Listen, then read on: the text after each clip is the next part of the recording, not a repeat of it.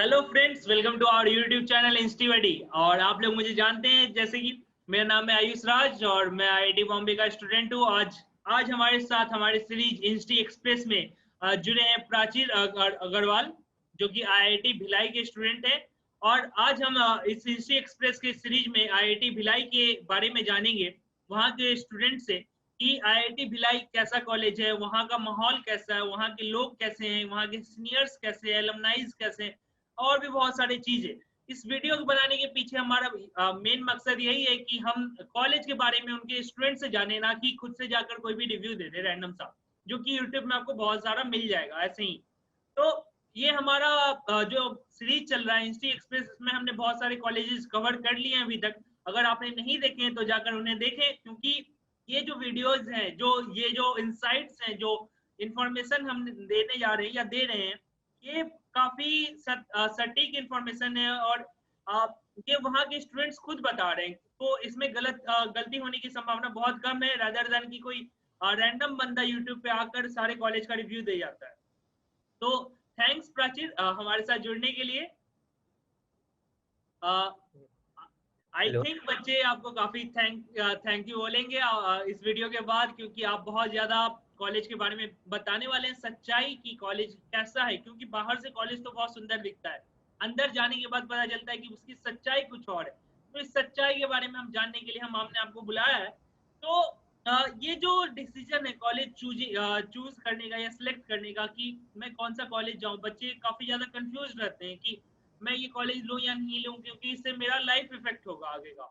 तो ये सब जो प्रॉब्लम्स हैं, इस प्रॉब्लम को सॉल्व करने के लिए आप चलते हैं, कुछ क्वेश्चंस करते हैं आपसे। तो प्राचीर, आप, मेरा पहला सवाल आपसे ये है कि आपका क्या रीजन था आईआईटी भिलाई चूज करने का? मैं अपना रीज़न बताता हूँ। मैंने 2019 में आईआईटी भिलाई ज्वाइन किया था बिकॉज मुझे कंप्यूटर साइंस एंड इंजीनियरिंग की ब्रांच परस्यू करनी थी आईआईटी में, और मेरे पास थर्ड जनरेशन आईआईटीज़ के ऑप्शन थे। तो उसमें मुझे आईआईटी भिलाई बेस्ट लगा, तो मैंने आईआईटी भिलाई को चूज़ किया।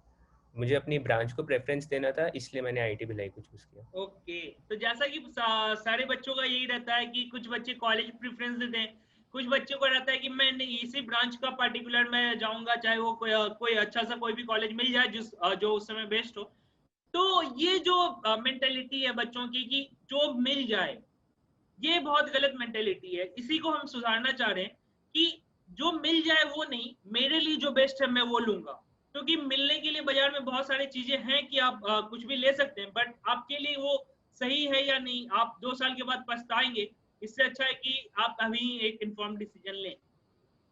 तो प्राचीन, एक कॉलेज का जो बैकग्राउंड होता है, जो उसका हिस्ट्री होता है, वो बहुत मायने रखता है किसी भी स्टूडेंट को उसके कॉलेज को चूज करने में। तो आपका कॉलेज जो आईआईटी भिलाई है, ये इस्टेब्लिश कब हुआ था, ये स्टार्ट कब हुआ था? ठीक है। आईआईटी भिलाई का इस्टेब्लिशमेंट 2016 में हुआ था। थर्ड जनरेशन आईआईटीज़ 2016 में जो इस्टेब्लिश हुए थे, लाइक 23 आईआईटीज़ हैं, तो उसमें 2016 में आईआईटी भिलाई इस्टेब्लिश हुआ था। ओके, तो जहां तक जैसा कि अभी प्राचीर ने बताया कि ये 2016 में इस्टेब्लिश हुआ था, मतलब 4 साल पहले।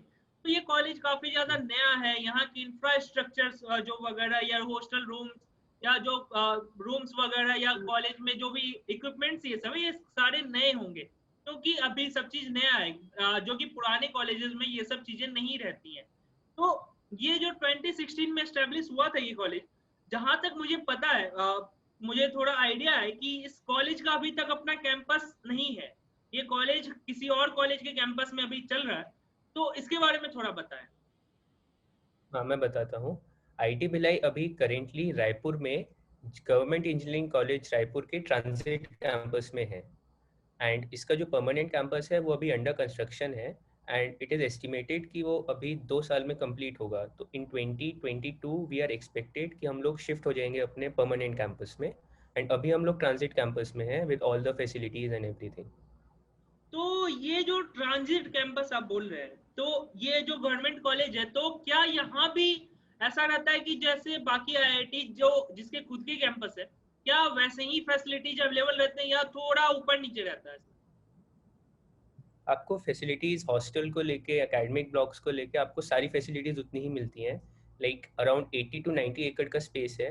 करेंटली ट्रांजिट कैंपस में, एंड जो परमानेंट कैंपस में जाके 400 एकड़ का स्पेस हो जाएगा, तो वो तो स्पेस इंक्रीज होगा ही, बट उसके साथ साथ सारी जो फैसिलिटीज़ एंड एक्टिविटीज़ होती हैं जो IITs को प्रीमियर इंस्टीट्यूशन बनाते हैं, वो सारी activities as it is run हो रहे हैं। सो उन चीज़ों तो में कोई कमी नहीं है। जैसा कि अभी आपने बताया कि 80 टू 90 एकड़ का अभी कैंपस है, जो ट्रांजिट कैंपस है आपका। तो अभी बताया था कि गवर्नमेंट कॉलेज का कैंपस में आईआईटी चल रहा है। तो क्या साथ साथ में गवर्नमेंट कॉलेज और आईआईटी दोनों चल रही है, या फिर सिर्फ अभी आईआईटी चल रहा है और गवर्नमेंट कॉलेज कहीं और शिफ्ट किया गया है?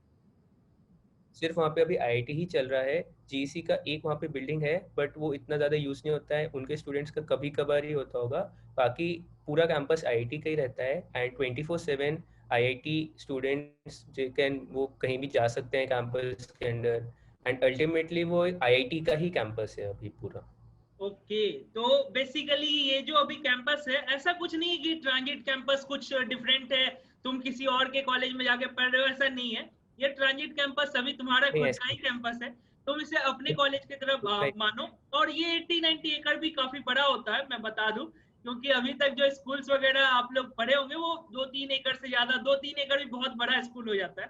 तो 80-90 एकड़ में काफी ज्यादा इसमें स्पोर्ट्स फैसिलिटीज अवेलेबल होंगी, एकेडमिक सेक्शन होगा, हॉस्टल रूम्स होंगी, जिसके बारे में हम आगे जानेंगे। तो अब इसका अपना कैंपस तो नहीं है, तो रैगिंग कल्चर के बारे में बताएं थोड़ा। ओ फ्रेशमेट, बीन बैग इधर सेंटर में आ। जो रैगिंग कल्चर है, मुझे लग रहा है कि थोड़ा ज्यादा यहाँ पे होता होगा कि रैगिंग होता है, क्योंकि एडमिनिस्ट्रेशन उतना अच्छा अभी लाइक पकड़ नहीं बना पाया होगा। तो रैगिंग कल्चर है क्या आपके कॉलेज में? इस चीज़ का तो आंसर मतलब बहुत ही सिंपल है, बिल्कुल रैगिंग कल्चर नहीं है, लाइक नॉन एक्सेंशियल है। मैंने एक साल में जो भी एक्सपीरियंस किया है, रैगिंग जैसा तो कुछ हुआ ही नहीं हम लोगों के साथ अभी तक। बस प्लेफुल इंटरेक्शन रहता है, और वो भी काफ़ी मिनिमल लगा, काफ़ी कम लगा। मतलब जो एक लोगों के माइंड में स्टिग्मा रहता है कि IIT है या कोई इंस्टीट्यूशन है, रैगिंग होगी इंजीनियरिंग इंस्टीट्यूट में, ऐसा कुछ भी नहीं है। लाइक और जो आप कह रहे थे कि एडमिनिस्ट्रेशन की पकड़, वो तो हर IITs में जैसे रहता है, एक डिसिप्लिनरी एक्शन रहता है DAC। अगर या वो DAC के बहुत लेवल्स रहते हैं, एंड वो उन लेवल्स के हिसाब से रहता है, एंड अभी तक उसको लेके तो कोई DAC भी नहीं हुआ है। और रैगिंग तो बहुत नहीं है, रैगिंग है ही नहीं। मैंने तो अभी तक 0 रैगिंग फेस की है, तो मैं तो तो अपना मैंने भी पर्सनल अभी तक एक्सपीरियंस बता जितने सकता हूँ। लोगों से बात किया है, जितने कॉलेज के स्टूडेंट से, अभी तक मुझे एक भी रैगिंग का केस नहीं मिला। इसका मतलब मुझे लगता है कि इंडिया से रैगिंग हट चुकी है, क्योंकि इंजीनियरिंग कॉलेज काफी फेमस हुआ करता था एक जमाने में कि रैगिंग अच्छा होता है। बच्चे डरते थे इंजीनियरिंग कॉलेज जाने में के फर्स्ट ईयर में, क्योंकि वहां जाकर लगता था कि भाई रैगिंग होगा मेरे साथ, क्या होगा, सीनियर्स क्या करवाएंगे, बहुत ही स्ट्रिक्ट रैगिंग होता था। तो ये सब चीजें खत्म हो गई है धीरे धीरे, बहुत गवर्नमेंट ने भी बहुत एक्शन लिया, कॉलेज अथॉरिटी बहुत ज्यादा इसमें स्ट्रिक्ट हो गई। जो डिसिप्लिनरी एक्शन कमेटी जो भी प्राचीर ने बताया है, वो हर कॉलेज में एक डिसिप्लिनरी एक्शन कमेटी है जो इन सब चीजों पे होल्ड करती है। अगर कुछ ऐसा होता है तो वो उस पर फोकस करती है कि क्या करना है इस पे, और काफी स्ट्रिक्टली इसके साथ डील किया जाता है। तो हॉस्टल रूम्स मतलब अभी तो जैसे कि वो गवर्नमेंट कॉलेज है, तो वो कॉलेज आई गेस थोड़ा पहले का बना होगा, तो उसके हॉस्टल रूम्स क्या मतलब पुराने हॉस्टल रूम्स है, या फिर उसमें भी नया कंस्ट्रक्शन वगैरह हुआ था और नया रूम्स वगैरह बना गया था, इसका क्या? हॉस्टल रूम्स क्योंकि 2016 में इस्टेब्लिश हुआ है, तो हॉस्टल रूम्स काफ़ी रेनोवेटेड हैं 2016 के हिसाब से। एंड अभी जो करेंटली हॉस्टल रूम्स हैं, वो जैसे मेरा था फर्स्ट ईयर में, वो ट्रिपल शेयरिंग में था, बट वो काफ़ी स्पेशियस रूम्स हैं। एंड मुझे तो पर्सनली काफ़ी सही लगता है, लाइक आपका पर्सनल स्पेस भी रहता है, एंड इतना एरिया है इन विच आप अपना एक, आपके पास पूरी फुल अलमीरा रहेगी, आप अपनी अलमीरा में अपना पूरा सामान रखो, एंड बाकी भी स्टडी टेबल रहेगी, डेस्क रहेगी। तो जो भी फैसिलिटीज़ होनी चाहिए वो सारी हॉस्टल में रहती हैं। एंड बाकी आप पूछिए और हॉस्टल को लेके एनी क्वेश्चंस। ओके, तो मतलब फर्स्ट ईयर में 3 लोगों का एक रूम रहता है, रूम्स बड़े रहते होंगे ऑब्वियसली। तो ये जो अभी बताया आपने कि स्टडी टेबल या चेयर रहता है, तो ये क्या मतलब 3 बच्चों के लिए अलग अलग स्टडी टेबल रहता है, या फिर एक कॉमन रहता है जिसमें सब लोग आकर पढ़ते हैं? ऐसा रहता है कि 3 अलमारी रहेंगी, जैसे गोदरेज वाली अलमारी होती है ना, गोदरेज या अलमीरा, वैसी 3 बड़ी फुल साइज अलमीरा होंगी, 3 आपकी अलग स्टडी टेबल्स होंगी, 3 चेयर्स होंगी। सो सबका अपना अलग अलग रहेगा। ओके। तो उसमें तो शेयरिंग कभी का कुछ नहीं, सबका कभी अपना कभी है। ऐसा प्रॉब्लम आता है, मतलब मेरे साथ भी आया था कि हो सकता है कि रूममेट का तबीयत खराब है, वो चाहता है कि मैं पंखा ना चलाऊं, हम्म तो इसका मतलब क्या हम्म। सेपरेट फैंस वगैरह भी हैं, या फिर मतलब ऐसा है कि हाँ, सिंगल फैन है एक जो रूम में कवर करते हैं?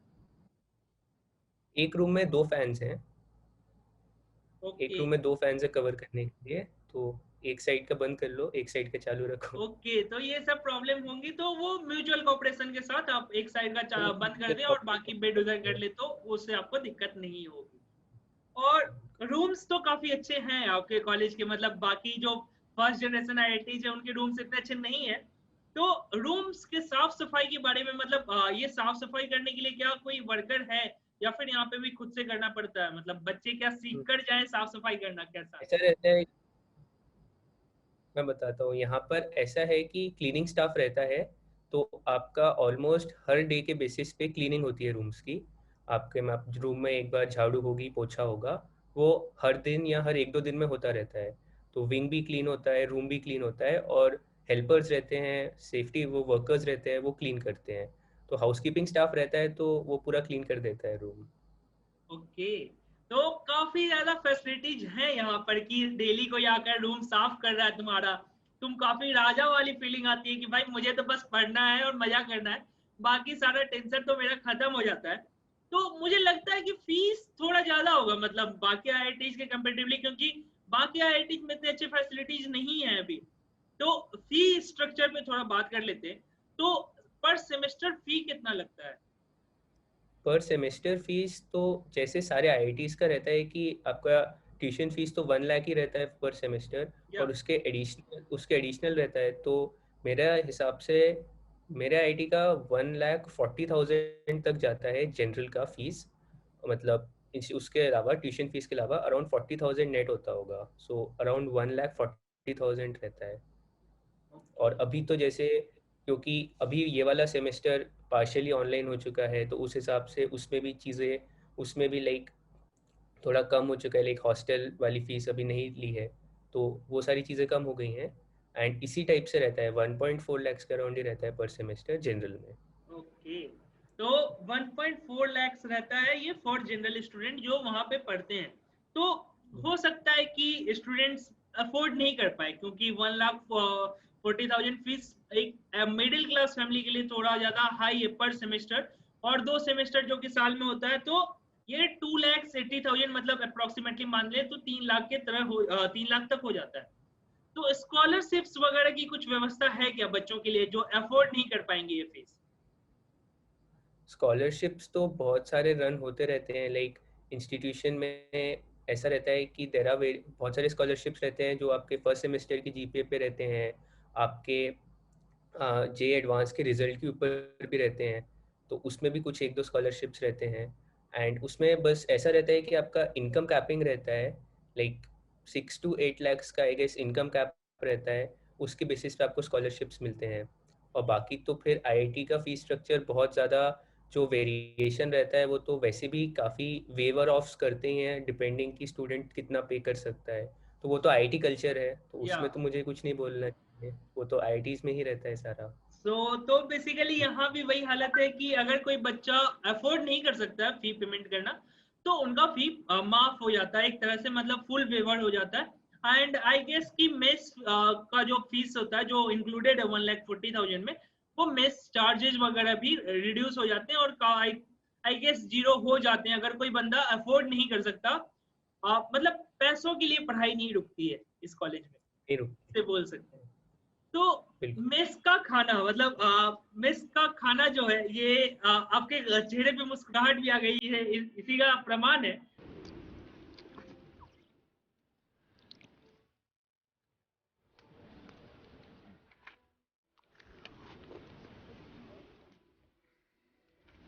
तो मेस का खाना का क्वालिटी और टेस्ट के बारे में थोड़ा बताएं।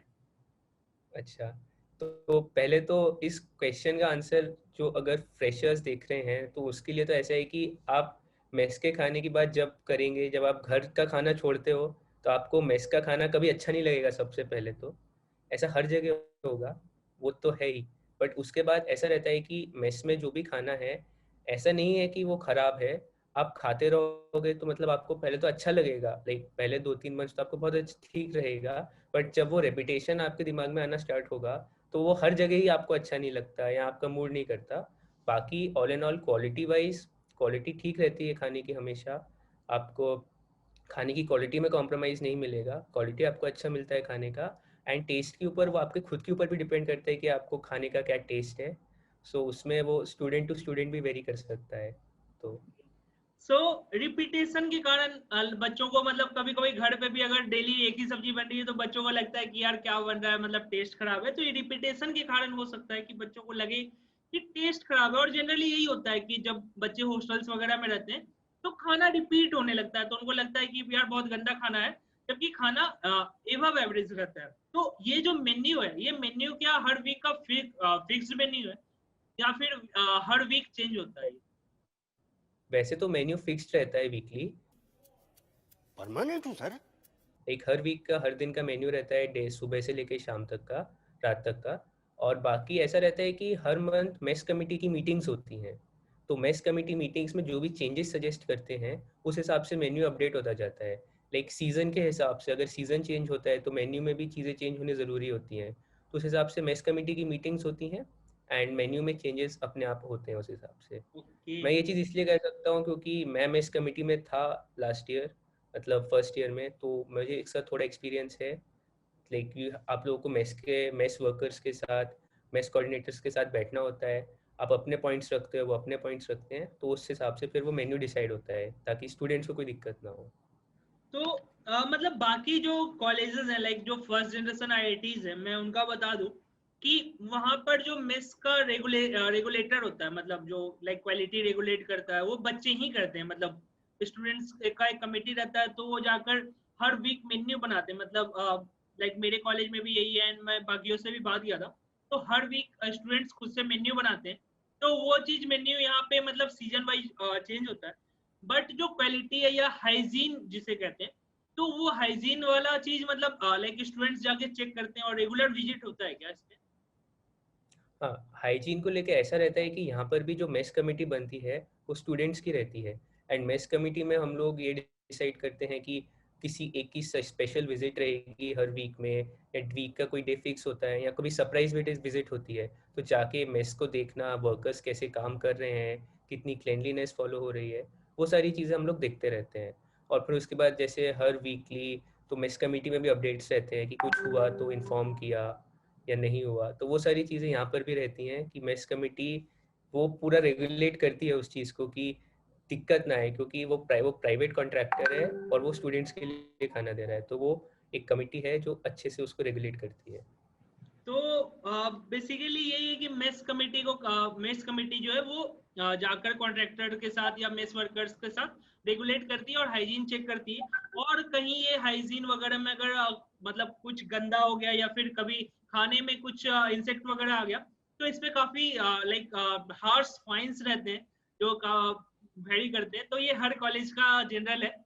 तो इंटरनेट पे आते हैं, तो इंटरनेट का जो इशू है कि बच्चों को अभी लाइक होता है कि यूट्यूब सब लोग चला रहे हैं, मतलब जनरली जो कॉलेज में होता है कि लोग यूट्यूब से ज्यादा पढ़ते हैं रेदर देन की प्रोफेसर से, क्योंकि मतलब वहां पे रिपीटेबिलिटी आ जाती है, तुम एक चीज को 4 बार पढ़ सकते हो। तो इंटरनेट का स्पीड कैसा है, मतलब इंटरनेट कैसा वहां पर है? इंटरनेट का तो NKN लिंक जो होता है हर आईआईटी में, वही NKN लिंक यहाँ पर भी प्रोवाइडेड रहता है। आपके पास लैन केबल के थ्रू जब हम लोग कनेक्ट करते हैं तो 100 Mbps के स्पीड्स आते हैं हॉस्टल रूम में, एंड वो कांस्टेंट रहता है थ्रू आउट। एंड वाईफाई में वो स्पीड थोड़ा फ्लक्चुएट होता है क्योंकि यूजर ज़्यादा हो जाते हैं कभी। पर फोन बजे तुम बाथरूम में क्यों घुस जाते हो? अरे सिग्नल यहीं आता है। बाकी लैन केबल हम यूज़ करते हैं, उसके बाद वो 100 Mbps का में स्पीड मिलता है, एंड वो मोर देन सफिशिएंट होता है for everything. So internet speeds like fast रहते हैं। एंड अगर आपको और स्पीड्स चाहिए होते हैं, सो लाइक कंप्यूटर सेंटर्स रहते हैं एकेडमिक ब्लॉक में, आप उधर जा सकते हो, तो वहाँ पे वो कभी 500 Mbps या कुछ स्पीड आ रहे होते हैं, वो और तेज़ आ रहे होते हैं। एंड अनरिस्ट्रिक्टेड यूजेज रहता है, so according to our needs जैसे आपको करने का मन हो आप कर सकते हैं यूज़। ओके। तो मतलब मैंने जितने लोगों से अभी तक बात किया सब यही बोलते हैं 100 Mbps का स्पीड है। और मैं बता दूं कि 100 Mbps का स्पीड ऐसा नहीं कि मतलब बहुत स्लो रहता है, काफी हाई स्पीड हुआ 100 Mbps। जो रेगुलर आपको कहीं मतलब इन जनरल कोई कैफे वगैरह में नहीं मिलेगा, ये पॉसिबल ही नहीं है 100 Mbps का मिलना, जो कॉलेजेस में मिलते हैं। तो आपका कॉलेज मतलब जो थर्ड जनरेशन आईआईटी है, मतलब ये अभी जस्ट इस्टेब्लिश हुआ 4 साल पहले, तो यहाँ पे मतलब ऐसा तो लाइक हिस्ट्रीज का रिसर्च फैसिलिटी की नहीं होगी, आपकी कॉलेज इस पे वर्क कर रहा होगा कि मैं रिसर्च फैसिलिटीज पे फोकस करूं, क्योंकि जो मेन मोटिव होता है आईआईटीज वगैरह का कि मैं रिसर्च को बढ़ावा दूं। तो ये रिसर्च फैसिलिटी अभी कैसा है, मतलब ये किस लेवल पे? रिसर्च फैसिलिटीज़ के लिए जो अभी करेंटली लैब्स हैं, लाइक करेंटली आईटी भिलाई में 3 ब्रांचेस थी, मतलब इस साल से 2020 से वो 4 ब्रांचेस है, computer science, electrical engineering, mechanical engineering and data science and artificial intelligence. Oh my God! Wow! Oh my God!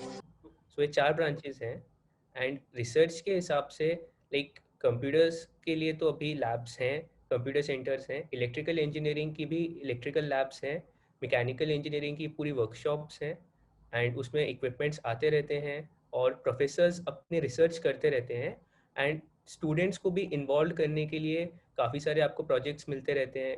First year में ही आपको कुछ ऐसे प्रोजेक्ट्स करवाएंगे जिसमें आपको थोड़ा लगे कि आप रिसर्च कर रहे हैं and after second year IIT Bhilai में ऐसा होता है कि यू कैन कन्वर्ट, आप अपना बीटेक को बीटेक ऑनर्स में कन्वर्ट कर सकते हो।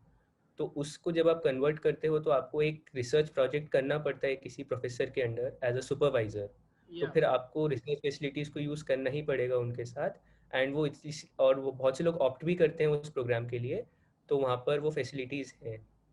एंड ब्रांचेस के हिसाब से क्योंकि बहुत ज़्यादा लाइक सर्किटल ब्रांचेस ही हैं, तो बहुत ज़्यादा अलग अलग वर्कशॉप्स के नहीं, जैसे अगर कंप्यूटर साइंस में कोई रिसर्च कर रहा है तो आई डोंट थिंक कि उसे अभी बहुत ज़्यादा वर्क लैब्स की ज़रूरत पड़ेगी। सो ऐसे कुछ चीज़ें हैं एंड बाकी तो बहुत सारे डिपेंड करता है कि आप किस प्रोजेक्ट के अंडर काम कर रहे हो, कौन आपका प्रोजेक्ट सुपरवाइज़र है, तो उस हिसाब से फैसिलिटीज़ वेरी करती हैं। सो अभी आपने बताया कि लास्ट ईयर तक 3 ब्रांच थे, इस साल से 4 ब्रांच हो गए। वो जो एड ऑन ब्रांच हुआ वो डेटा साइंस एंड एआई है, राइट? ओके, यस तो यस। लाइक अभी जो बच्चे जा रहे हैं इस कॉलेज में, उनके लिए काफी अच्छी बात है ये, क्योंकि आर्टिफिशियल इंटेलिजेंस जिसे बोला जाता है कि नेक्स्ट जनरेशन, जो ऐसे कंप्यूटर साइंस का एक फ्लो आया था कि हाँ कंप्यूटर साइंस में बहुत ज्यादा नौकरियां आएंगी, ये आएंगी, अब वैसे ही आर्टिफिशियल इंटेलिजेंस है जहां पर जो कि इमर्जिंग ब्रांच है, लोग वहां पर बहुत ज्यादा फोकस करते हैं क्योंकि फ्यूचर आर्टिफिशियल इंटेलिजेंस में ही बेस्ड है। तो 2016 आई थिंक, तो वो फर्स्ट बैच अभी ग्रेजुएट किया होगा जस्ट।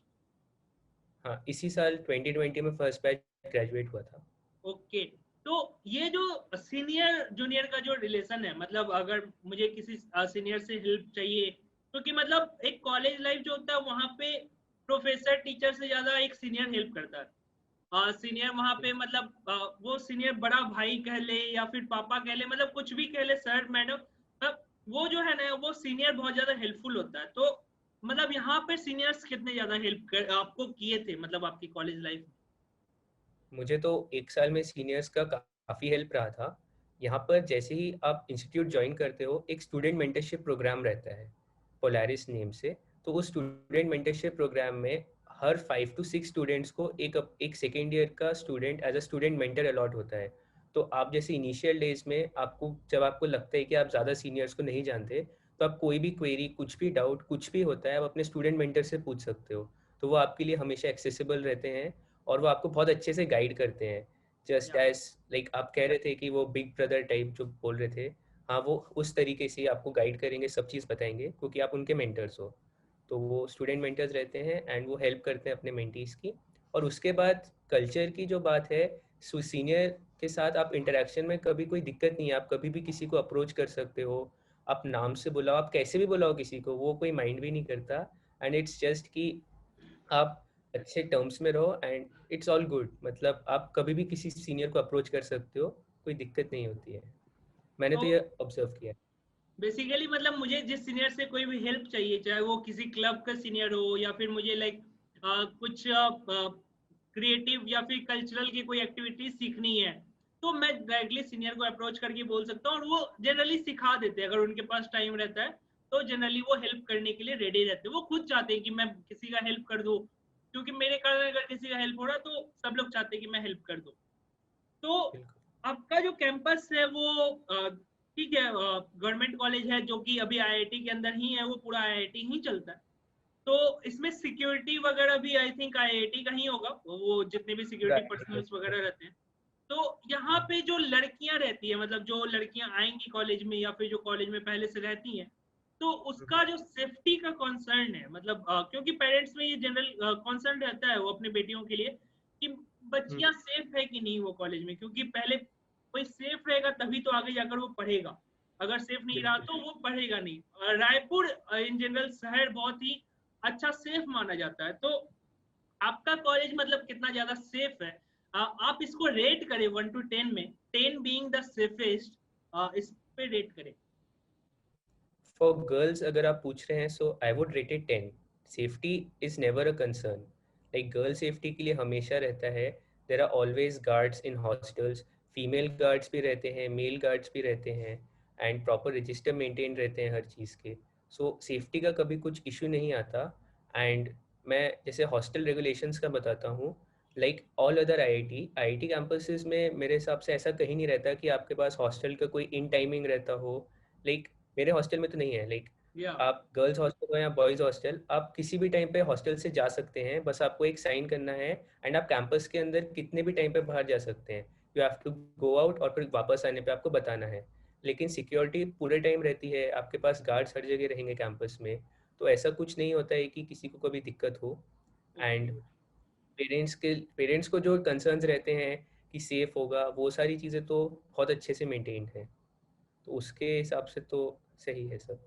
तो बेसिकली कुछ लड़कियों का रहता है कि मुझे फ्रीडम चाहिए, मैं जब चाहूँ तो अंदर बाहर आ सकूं, तो वो इस कॉलेज में आपको जरूर मिलेगा कि मैं जब चाहूंगा तो कॉलेज से हॉस्टल के अंदर बाहर आ सकूं या कॉलेज के मेन गेट से भी बाहर जा सकता हूँ। तो उसमें मेन गेट का तो ऐसे नहीं, मतलब कैंपस के अंदर आप 24/7 रह सकते हैं. Outside your hostel and inside your campus कोई दिक्कत नहीं है. बाकी एक रिस्पेक्टेबल टाइम रहता है कि आप कैंपस के बाहर अगर जाते हैं सिटी में या चाहे जहाँ भी, सो अराउंड 11 PM या 11:30 PM तक यू हैव टू रिटर्न, और 12 PM मैक्स टू मैक्स. लेकिन कैंपस के अंदर कोई टाइमिंग नहीं रहता. आप कैंपस के अंदर कभी भी घूम सकते हैं, कहीं भी जा सकते हैं, वो तो रहता ही है.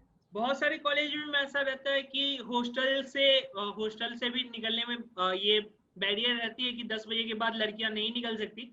जनरली मेल हॉस्टल्स में ये सब नहीं रहता है, बट यहाँ पे आपको 24/7 आप हॉस्टल से कैंपस में घूम सकते हैं। अगर आपको किसी से मिलना है, कुछ डिस्कस करना है, बातें करनी है या फिर मजा मस्ती करना है तो वो आप कर सकते हैं।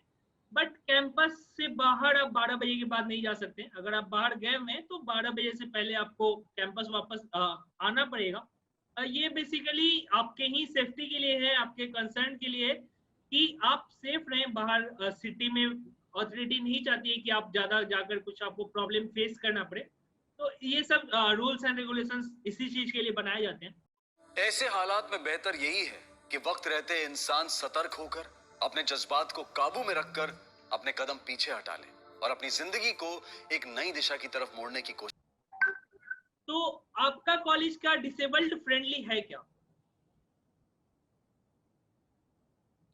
Disable friendly, yes, college disable friendly है. एकेडमिक ब्लॉक्स में रैंप्स रहते हैं हर जगह पर, जहाँ पर भी आपको ऊपर जाना है उसके लिए आपके पास रैंप्स रहेंगे.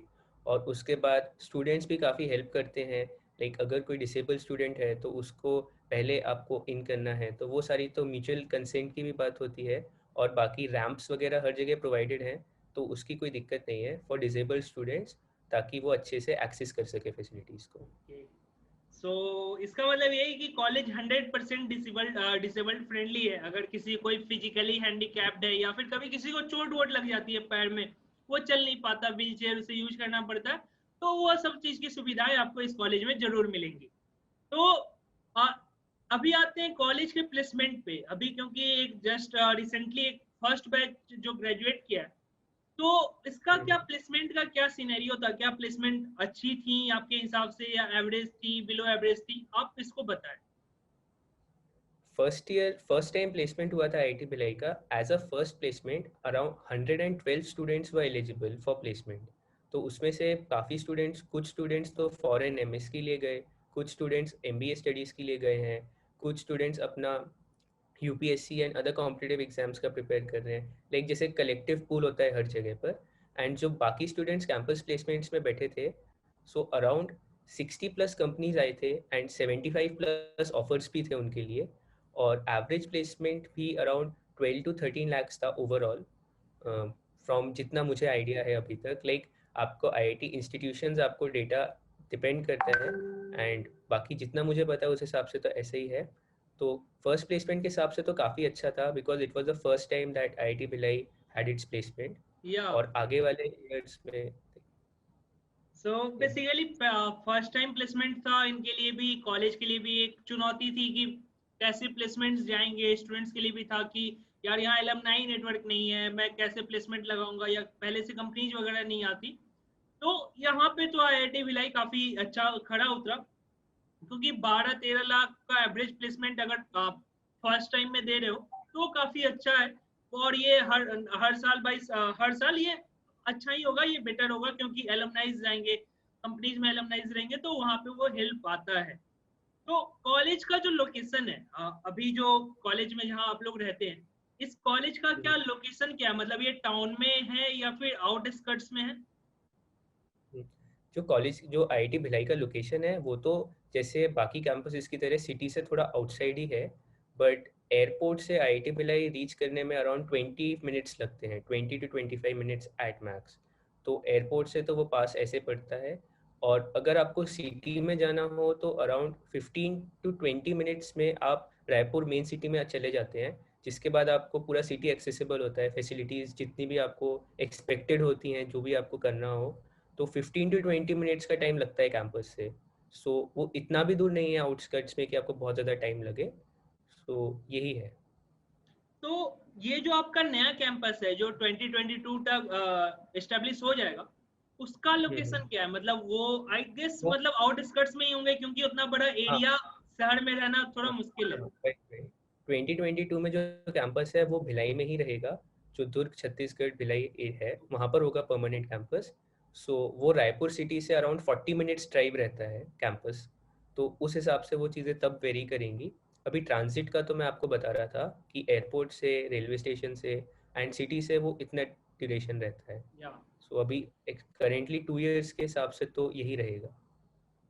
सो जो नया कैंपस बनने वाला है, क्या मतलब आपको भी उत्सुकता रहती होगी कि यार नया कैंपस कहाँ पे बन रहा है? तो आप कभी जाकर देखेंगे क्या कि कहाँ पे कैंपस है, कैसा कॉलेज बनने वाला है, क्या लोकेलिटी है? कभी मौका मिला जाकर घूमने का?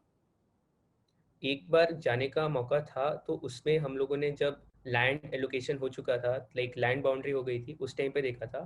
फिर उसके बाद अभी एलएनटी का जब कंस्ट्रक्शन स्टार्ट हो चुका है, अब वो अंडर कंस्ट्रक्शन है, उसके बाद से तो मार्च से सब लोग अपने घरों में ही हैं। तो अब तो हम कह नहीं सकते, चीज़ें हुई होंगी बट वो हम नहीं देख पाए। तो अब वो तो अब आगे चल के जब होगा तब है। जब पहले गया था मैं, तब तो वहाँ पर लैंड बाउंड्रीज वगैरह थे, फिर अब तो कंस्ट्रक्शन स्टार्ट हो चुका है फुल स्विंग में, तो अब नहीं हुआ जाना, तो इतना ही पता है मुझे। कोई बात नहीं, मैं होप करता हूँ कि आप अपना 4th ईयर जो रहेगा आपका वो नए कैंपस में जाए, वहाँ पर मजा मस्ती करें, क्योंकि 4th ईयर जो होता है वो बहुत ही इंपॉर्टेंट होता है बच्चों के लिए। उस समय वो बहुत ज़्यादा मजा करते हैं, क्योंकि वो last year of the college रहता है। उसके बाद लाइफ इतना अच्छा मौका नहीं देता है एंजॉय करने का, क्योंकि आप जॉब में चले जाएंगे या फिर आपको भी अलग अलग टेंशन वगैरह हो जाते हैं। तो 4th ईयर में कोई बात नहीं, आप जरूर जाएंगे, मैं भी ऐसा ही चाहता हूँ। तो जो डेली यूज के आइटम्स हैं वो मतलब अभी शॉप्स वगैरह हैं क्या जहाँ पे आप लोग रहते हैं? तो वहाँ कॉलेज कैंपस के अंदर क्या शॉप्स हैं जहाँ पे हम डेली यूज के आइटम्स ले सके या स्टेशनरी आइटम्स ले सके? हम समझ गए गुड्डू भैया। और तुम्हारा ना पूरा महीने का राशन फ्री। ओके, सो जो डेली यूज और स्टेशनरी का रहता है, वो कैंपस के जस्ट बाहर एक पूरा मार्केट टाइप एरिया रहता है, जहाँ पे स्टेशनरी शॉप्स एंड आपका जनरल ग्रोसरी आइटम्स के लिए आपके पास जितने भी आपको लेना है आप ले सकते हो। एंड विद इन मतलब आपको 15 मिनट्स में, आप 15 to 20 मिनट्स में वहाँ से पास में ही एक सुपरमार्केट है, तो वहाँ पर आपको सारी ग्रोसरी हुआ या अगर आपको कुछ स्टेशनरी हुआ तो वो सारी चीज़ें एक्सेसिबल होती हैं। तो और बाकी अगर आपको कुछ अर्जेंटली ही चाहिए होता है तो कैंपस से जस्ट 5 मिनट्स के डिस्टेंस में है वो सारी चीज़ें। सो बेसिकली कैंपस में कोई शॉप नहीं है, पार्टिकुलरली अगर मुझे कोई डेली यूज का आइटम चाहिए, बट कैंपस के जस्ट बाहर मुझे मिल जाएगा ये सब। तो मतलब रनिंग का लाइक ऐसा वॉकिंग 5 मिनट्स का आई थिंक रास्ता रहता है कैंपस से बाहर जाने का, जहाँ जाकर आप वैसे ही दोस्तों के साथ गए और सामान ले आए जो आपको चाहिए। तो ये जो कैंपस में रोम करना होता है, अगर किसी को घूमना है कैंपस या क्लासेस, कभी कभी क्योंकि IITs बड़े होते हैं तो क्लास जाने के लिए मतलब फैसिलिटीज नहीं रहती हैं, कि पैदल जाना कभी कभी मुश्किल हो जाता है। तो उसके लिए क्या मतलब मुझे 2 व्हीलर बाइक्स वगैरह अलाउड है, या फिर मतलब बाइसिकल्स वगैरह पे ही मुझे अपने आप को रोकना पड़ेगा? बाइसिकल्स ही रहेंगी, लाइक जैसे बाकी IITs में होता है मोस्टली। आपके पास आप इलेक्ट्रिक व्हीकल्स तो आप यूज़ नहीं कर सकते कैंपस के या अंदर, तो आपको बाइसिकल्स ही यूज़ करनी पड़ेंगी। सब लोग अपने साइकिल्स यूज़ करते हैं। एंड बस फैसिलिटी रहती है, लाइक जो से एक हॉस्टल से आने में अगर टाइम लगता है तो एक बस फैसिलिटी भी रनिंग होती है, तो आप बस यूज़ कर सकते हो आने के लिए एकेडमिक ब्लॉक तक, और बाकी तो बाइसिकल्स रहेंगी। ओके, सो बेसिकली बस मिल जाएगा हमें अगर मुझे एकेडमिक एरिया तक जाना है, या फिर मैं अपना चाहूँ तो मैं अपना बाइसिकल खरीद सकता हूँ, वो भी वहाँ पे मार्केट में मिल ही जाता है, और वहाँ जाकर खरीदे। ऐसा नहीं है कि मैं घर से लेकर जा रहा हूँ, मेरे पास बाइसिकल है तो इसकी जरूरत नहीं होती है। तो स्टार्टअप कल्चर जो होता है, मतलब स्टार्टअप करना है लोगों को, ये कीड़ा दौड़ता है बच्चों में, क्योंकि मुझे देश में कुछ चेंज लाना है। क्योंकि जो नेक्स्ट जनरेशन है जो भी आने वाली है वो स्टार्टअप ही लिखने वाली है, क्योंकि जो कंपनीज अभी तक चली आई वो ठीक है, वो एक सैचुरेशन पॉइंट पर आ गई है। अब नई नई कंपनीज आ रही है, नए नए प्रॉब्लम्स आ रहे हैं, तो उन्हें सॉल्व करने के लिए तो स्टार्टअप कल्चर बिल्ड करने के लिए आपका कॉलेज कैसे हेल्प करता है? स्टार्टअप कल्चर के लिए काफ़ी सारी चीज़ें हैं। लाइक अभी हम लोग का जो फर्स्ट बैच था उसमें एक सीनियर के स्टार्टअप रन हो रहे थे, उसमें लाइक कुछ गवर्नमेंट फंडिंग थी अराउंड 40 lakhs की, तो वो स्टार्टअप कल्चर इन्वॉल्व हो रहा है। एंड एक इंस्टीट्यूट इनोवेशन काउंसिल है मेरे यहाँ पर, उस इंस्टीट्यूट इनोवेशन काउंसिल वो एक इंक्यूबेटर की तरह एक्ट करता है। आप अपने स्टार्टअप आइडियाज़ को ला सकते हो, इंटरनल हैकेथॉन्स होती हैं, प्रॉब्लम स्टेटमेंट्स पे वर्क करो एंड आप अपने सोल्यूशंस प्रोवाइड करो। और ऐसे ही स्मार्ट इंडिया हैकेथॉन जो होता है, जो या 2018 में भी हुआ था, 19 में भी हुआ था, तो स्मार्ट इंडिया हैकेथॉन में IIT भिलाई की 2 कंसेक्यूटिव ईयर्स से टीम अपने प्रॉब्लम स्टेटमेंट में प्राइज लेके आए हैं। तो ऐसा है, तो जब आपके सीनियर्स जब ऐसे अचीवमेंट्स करते हैं तो आपको वो एक मोटिवेशन मिलता है करने के लिए एंड गाइडेंस मिलता है, तो वो एक चीज़ है जो अच्छे से रन है। तो बेसिकली अगर आपको स्टार्टअप करना है, आपने अभी मन बना लिया है कि मुझे स्टार्टअप करना है कॉलेज जाकर, कॉलेज लाइफ में ही करना है, क्योंकि बहुत लोग कॉलेज के बाद भी करते हैं, तो IIT भिलाई आपको काफ़ी अच्छा जगह मिलेगा, जहाँ पर आपको ये सब चीज़ें सपोर्ट करेंगे, प्रोफेसर सपोर्ट करेंगे, एडमिनिस्ट्रेशन सपोर्ट करेगा और सीनियर्स भी सपोर्ट करेंगे। तो जैसे एकेडमिक एक लोड पे आते हैं। हाँ प्राचीन, हाँ, कुछ आप बोल रहे थे?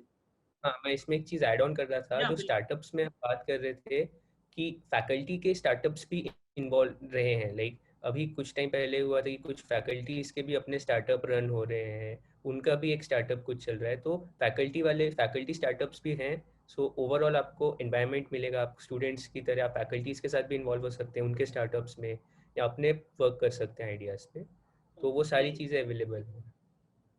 सो अभी आते हैं एकेडमिक लोड पे आते हैं, मतलब लाइक कहीं कहीं मतलब बहुत जगह IITs वगैरह में ऐसा रहता है कि बहुत ज्यादा पढ़ना पड़ता है। जो आपकी कोचिंग इंस्टीट्यूट्स में हमें बताया जाता है कि यार IIT चले जाओ, लाइफ सेट है, वहाँ बिल्कुल नहीं पढ़ना है, मस्त बिंदास मौज करो। तो एकेडमिक लोड कैसा है? मतलब आप तो कंप्यूटर साइंस के स्टूडेंट है, तो कंप्यूटर साइंस इन जनरल बहुत ज्यादा एकेडमिक लोड पहले से रहता है, तो इन जनरल आप बताएं कि एकेडमिक लोड कैसा रहता है, मतलब जनरली सारे स्टूडेंट्स का। एकेडमिक लोड तो ऐसा अगर जैसा रहता है कि कोचिंग इंस्टीट्यूट में कोई बोलता है कि आपको पढ़ना नहीं पड़ेगा, ऐसा तो नहीं होता है। आपका एकेडमिक लोड वो IITs में रहेगा ही काफ़ी, वो आपको सेकेंड ईयर से काफ़ी अच्छे से रियलाइज़ होगी वो चीज़। एंड एकेडमिक लोड के लिए मेरे यहाँ पे थोड़ा डिफरेंट सिस्टम फॉलो होता है एकेडमिक्स में। बाकी जगहों पे जो मिड सेम एंड सेम का सिस्टम रहता है, IIT भिलाई में एक फ्रैक्टल सिस्टम फॉलो होता है एकेडमिक्स में। सो इंस्टेड की एक सेमेस्टर में आपके 2 बार एग्जाम्स होंगे किसी कोर्स के, आपके 3 बार एग्जाम्स होते हैं। लाइक आपके एक सेमेस्टर को 6 पार्ट्स में डिवाइड करते हैं एंड हर 2 पार्ट कंप्लीट होने पे आपके एग्जाम्स होते हैं, ओके 3 डे एग्जाम्स होते हैं। एंड तो आपको एक सेमेस्टर में आपको 3 बार एग्जाम्स देने पड़ेंगे।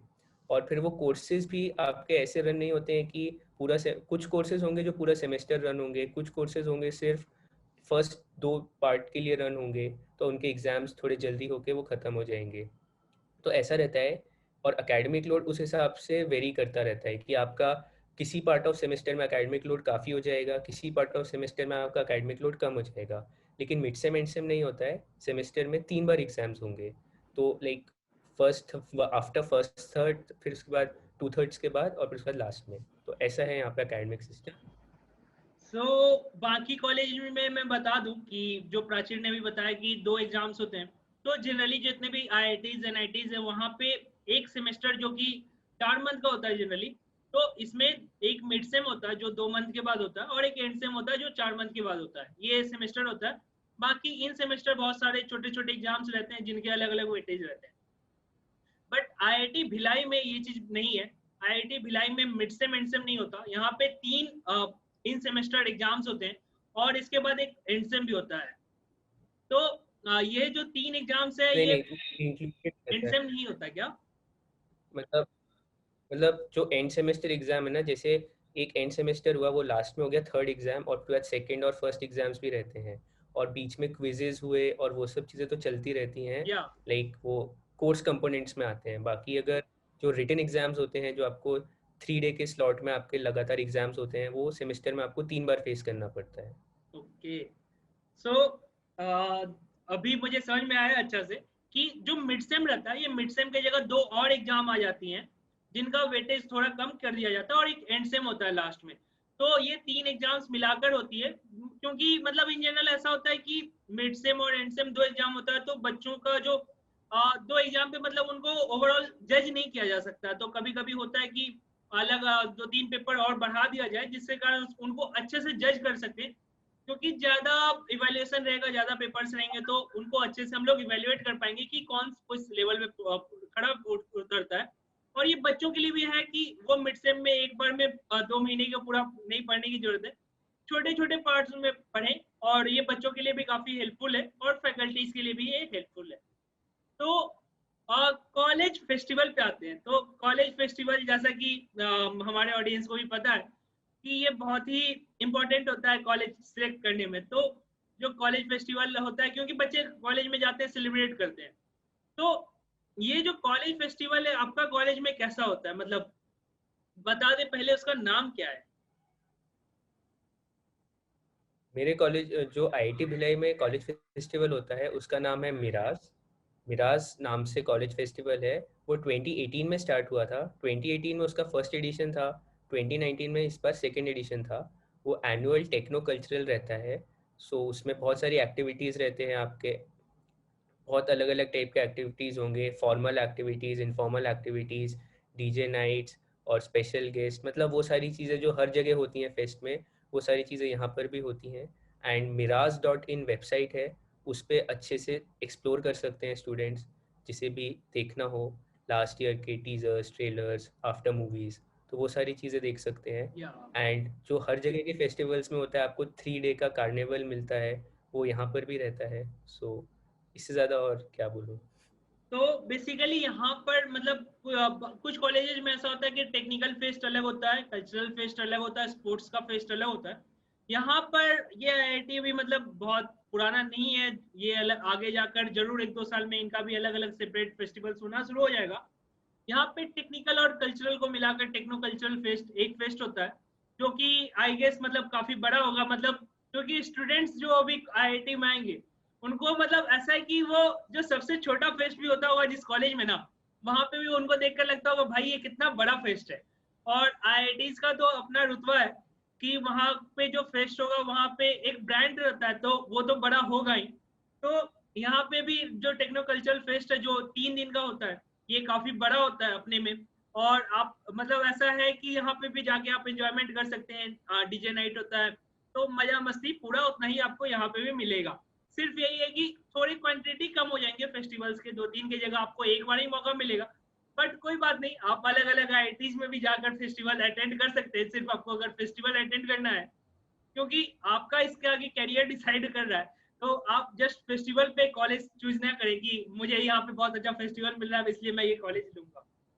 तो इसी के साथ आई गेस ये सेशन को खत्म करते हैं। तो धन्यवाद प्राचीर हमारे साथ जुड़ने के लिए। काफी अच्छे इंसाइट्स देने के लिए अपने कॉलेज के बारे में। हमारे स्टूडेंट्स जो हमें देख रहे हैं उनको काफी ज्यादा इंफॉर्मेशन पता चला होगा कि कहाँ पे जाकर उनको क्या क्या वहाँ पे मुश्किलें आएंगी, या फिर क्या हेल्प उनको मिलेगा, या क्या हेल्प वो वहाँ जाकर ले सकते हैं। अगर उनको कभी कोई डिफिकल्टी आती है वो मेंटर से मिल सकते हैं, या डायरेक्टली सीनियर को अप्रोच कर सकते हैं। उन्हें कोई नया स्किल सीखना है तो वो सीनियर से सीख सकते हैं। तो ये सब चीजें जो आपने बताई, तो मैं तहे दिल से स्टूडेंट्स की तरफ से भी आपको धन्यवाद देना चाहूंगा, और जो स्टूडेंट्स देख रहे हैं वो भी जरूर आपको धन्यवाद देंगे कि आपने IIT भिलाई के बारे में बहुत कुछ बताया। क्योंकि ये सब जो इन्फॉर्मेशन है ये आपको लाइक अंदर की इन्फॉर्मेशन है, ये आपको कोई भी प्लेटफॉर्म पे या इंटरनेट पे नहीं मिल पाएगा, जनरली नहीं मिलता, और जो मिलता है वो गलत होता है। तो इसी के साथ इस सेशन को खत्म करते हैं, और मैं अब दर्शकों से रिक्वेस्ट करूंगा कि हमारे चैनल को सब्सक्राइब करें और ज्यादा से ज्यादा लोगों को इसको शेयर करें, क्योंकि कहीं ना कहीं किसी न किसी बंदे को इसकी हेल्प मिलेगी, और आपके शेयर करने से उसे हेल्प हो जाएगा। तो आपको शेयर करने में क्यों, आपका पैसा तो कुछ जा नहीं रहा है। तो धन्यवाद प्राची वंस अगेन हमारे साथ जुड़ने के लिए। तो इसी के साथ खत्म करते हैं ये सेशन। Okay bye.